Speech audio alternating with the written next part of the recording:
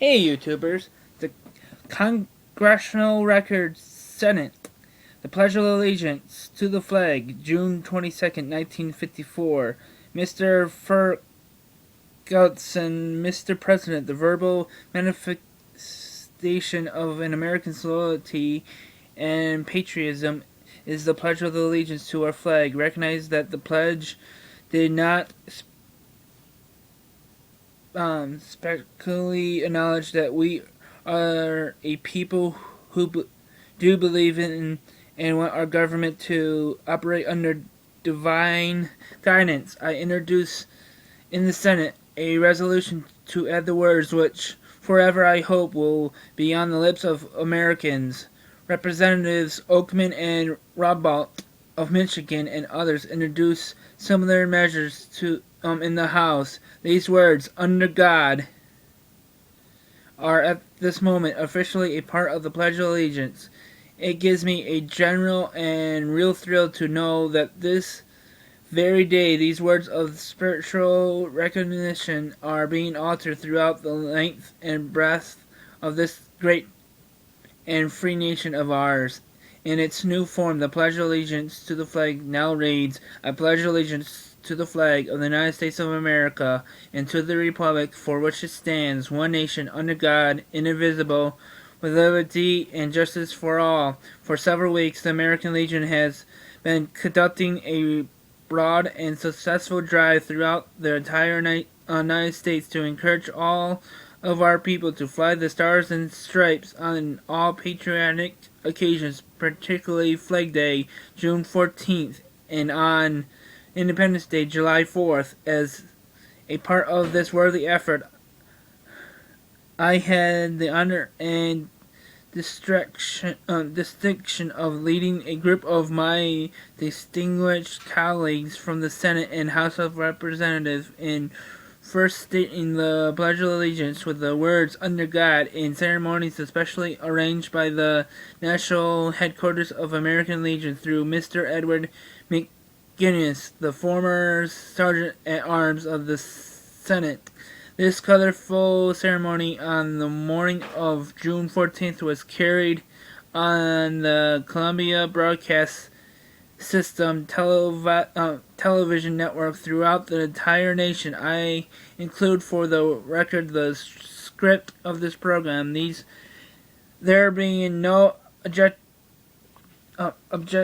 the script was ordered to be printed in the record as follows.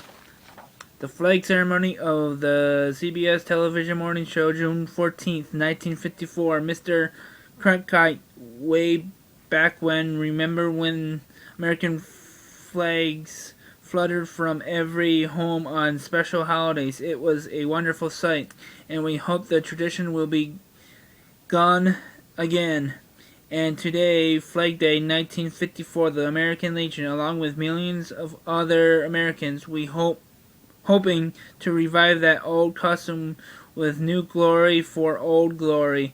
Right now, in Washington, D.C., 175 years from the official adoption of the Stars and Stripes by the Continental Congress, top leaders in the House and Senate are standing by to witness a stirring event, the official rising of the national colors over the Capitol on Flag Day. The flag, which we'll see in a moment, is the one recently presented to Vice President Nixon by the American Legion, and standing by to describe the colorful ceremony is CBS correspondent Ron Cochran. Mr. Cochran, here are the members of the Congress assembled for this special flag-raising ceremony this morning. Senator Styles Bridges, a New Hampshire president pro tempore of the Senate, Senator William Nolan of California, the Senate Majority Leader, Senator Homer Ferguson of Michigan, Senator Lyndon Johnson of Texas, Democrat leader of the Senate, Senator Earl Clements of Kentucky, Senator Minority Whip Representative Lassie Ardens of Illinois, House Majority Whip and Representative George Durgo of Michigan. The flag is escorted by an honor guard from the national headquarters of the American Legion. It will be raised to the standard atop the Capitol by the Sergeant of Arms, Forrest Harness, and the former Senator Sergeant at Arms Ed McGuinness. Now the new Pledge of Allegiance to the flag, authorized by a new law signed only a few minutes ago by the President. The pledge is spoken by the Senator Homer Ferguson, the Congressman Louis Rumbold, Mr. Cronkite, new glory for old glory, a wonderful idea, and maybe if we all remember to display our flags today and every special day, we will remember more clearly the transitions of freedom on which our country is founded. Mr. Ferguson, Mr. President, I think that the American Legion and the Columbia Broadcasting System are to be commended for this inspirational and patriotic ceremony. In words more eloquent than any of mine, Mr. Harrison, the Senate's very fine chaplain, has described the scene which took place on the Capitol steps on Flag Day just a few minutes after the President's office had informed me that the President had signed the resolution which added the specific new words to the Pledge of Allegiance in his always inspiring column, Spirals of the Spirit of last Sunday's. Dr.